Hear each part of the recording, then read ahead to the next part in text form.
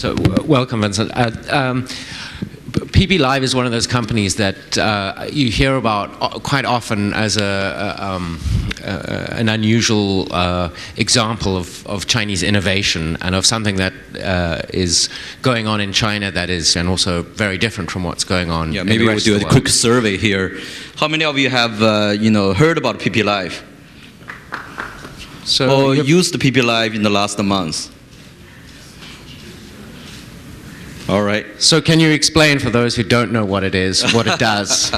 Yeah, I think it's about 95% of people already aware of the Pplive. But the Pplive is, of course, is one of the largest, the online video. We call it actually the largest online TV network, and this is our positioning and in China. And we have about 175 million user installation base, with 20% of them are actually overseas users. So mostly probably the overseas Chinese. And where does the content come from?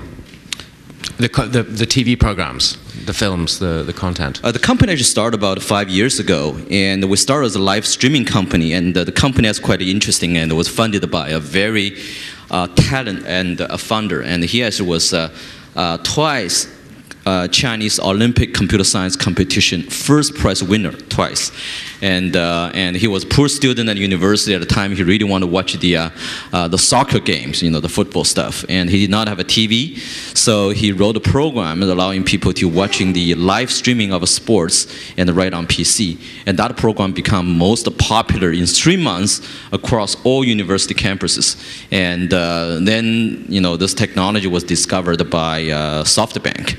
So SoftBank approached the founder and started a company, and of course invest the company and get started. And so the company initially was defined, that's why we call it Pplive, basically to do the live streaming of the video programs, especially the TV stations. So far we have about 30 data centers, and we have a connection to majority of all tier 1 TV stations. So we have a system connecting to the TV room, like CCTV or the Hunan TV. So we actually connect to their TV distribution data center and collecting those live streaming, the video streams, and the broadcast worldwide. Then of course later on we find out from internet users, a lot of people more interested in the video on demand. So you can really watch those programs anytime, anywhere. So we build the video on demand, and actually early this year, and we built our subsidiary called the Pptv.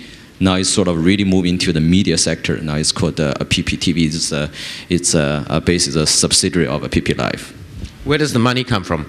What's the revenue stream? That's actually a question that money actually coming from for many of, probably some partners here, and it's a venture-backed company, and we did 3 rounds of funding, and the total investment so far is about close to $40 million US, and which keep company sort of alive in the last almost 4 or 5 years now.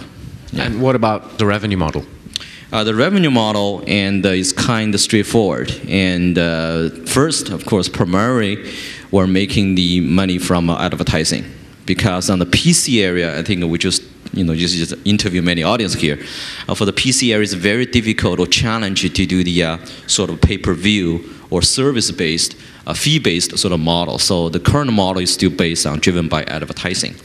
But with the growth of what we call the connected TV, especially the mobile as well, so you will see the fee-based model will also come out of this business. So right now we're basically making money from 3 streams: advertising, and fee-based for connected TV and the mobile, and the third one is we actually offer a platform for many other sort of TV stations, and we're powered about 20 Chinese televisions. They actually use our technology as a platform, as a video delivery platform. So we're making some money from those B2B. So how do you see, because China's internet video landscape is obviously quite different from abroad. YouTube is not accessible in China, it's blocked by the government. And then you have 2 widely called the 2 leading YouTube type websites, Youku and Tudou, and a bunch of others. And you also have a lot of, for example, CCTV has funded a new video website that may or may not be in competition with Tudo and Youku. How do you see these other players in relation to yourself? Because you're not doing the same thing as them. It's a different way of approaching online video.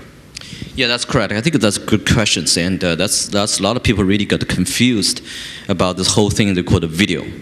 And the video is just one of formats of we call the digital media, right? We have graphics, we have a text, and there's a portal side which is powered by the text, the graphics, and lately most of the portal like Xinglang, Sohu, they all actually inject a lot more video stuff as well. So those are just one of format of the format of a digital media. So in terms of sort of your positioning, and especially in the United States, we actually call the two different streams. One is what we call information, videoized information. This is actually what it's doing is like a Xinglang and Sohu. They actually continue to use a lot more video instead of graphics or text because people are busy. They really want to watch videos instead of a graphics or text. But the purpose of that is really to offer you some of new information, like a news. Like a Xinglang news, you read it and you actually can read it in the video format, right? This is called videoized information. The other thing is another stream, which is actually traditional television that a lot of people do. Especially that's sometimes we call the long form content, those of TV drama, those kind of things. So there's another sort of a category we call the actually networkized TV programs, or in other words, actually online TV. So this is actually two different positioning. One is actually you will see later on all the internet or the portal sites or vertical sites, is auto sites or women's sites or whatever. They're all gonna powered by many of those videos. So the online video is really a huge stuff. It's just one format. So don't get confused about that. So it's really huge. But in terms of how you're defining this clearly, for Pplive, we define very clearly even from a starting date is we're defining as a long form content streaming. So that's why we define called online TV. I would not rather use online video because it's too big. Nobody uses online text, online graphics, right? Online video. So we use online TV as our positioning. So that means, for example, the most obvious difference, no user-generated content, right? Yeah, the noticeable difference is that in terms of content sourcing, if you look at the content sourcing, one is the user-generated content. And if you look at the sort of in this area, like YouTube, of course, Youku Tudo, I had quite a long chat with Steve Chen, which is the founder of YouTube. And he actually our advisor of Pplive now. And I chatted with him for long hours. I said, so basically look at the UGC, what it does actually in China, actually same thing in the United States, is UGC contains sort of three categories of video sourcing. One is actually parodied content, frankly, it's just about, use the UGC as a head, as a vehicle, whatever, to stream a lot of parodied content or content that's not available in the normal way, you said. Those include the TV drama, those long form as well. The second UGC is really called self-original produce, sort of some original, some people really talented, they want to, make a show, so they want to do something. Those are really original contents. But those are still not sort of mainstream, but a lot of people are talented enough to produce their own shows. And the third one is really the user sharing videos, like family videos, like my daughter's party, my friend's birthday, or their wedding ceremony. We share the stuff, and I have a lot of video on YouTube, which is my daughter's parties, birthday parties. So those are really like sharing stuff. So if you're looking at basically what the UGC does is there's three things, right? But if you look at those three things, what is the most valuable thing among those three things? Is actually the first one. Still, the long form or head data in some way, but it's a parody in other words. So, but the Pplive, that's why the YouTube got all those problems. YouTube actually last year the most. Many of them know. I don't know whether you are actually aware of it. Actually, the largest cost for YouTube last year was a lawsuit, 200 million lawsuit by others because of copyrighted issue. Because of course, user intentionally or unintentionally, they just stream the data over the network, but that may violate a lot of copyrights the issues. So UGC model per se is to be very challenging. very challenging.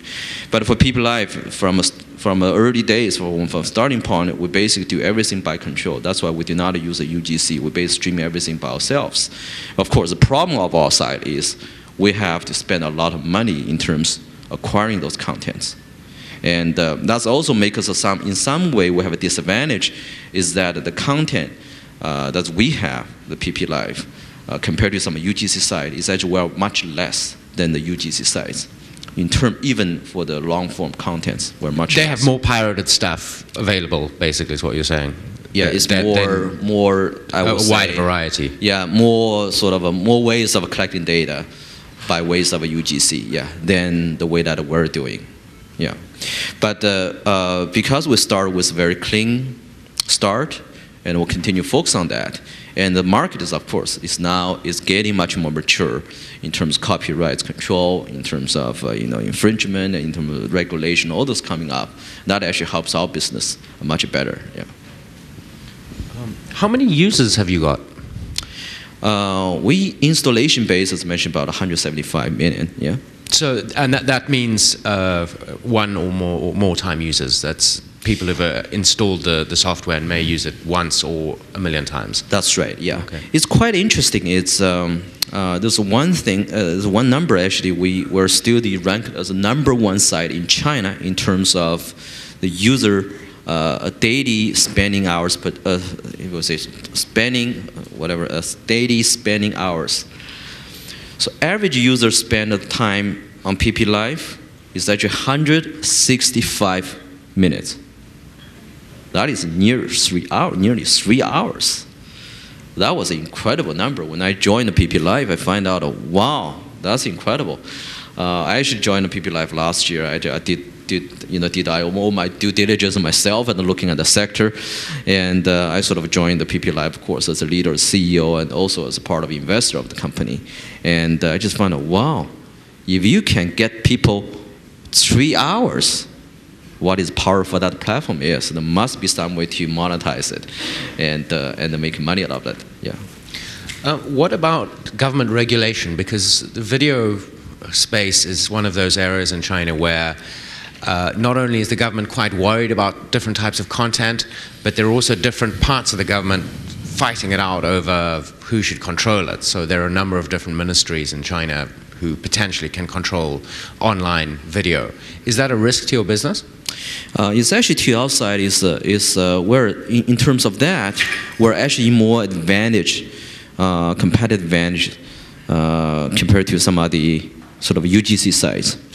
And I think that's everyone is sort of aware that the government is much more concerned with uncontrolled content distribution.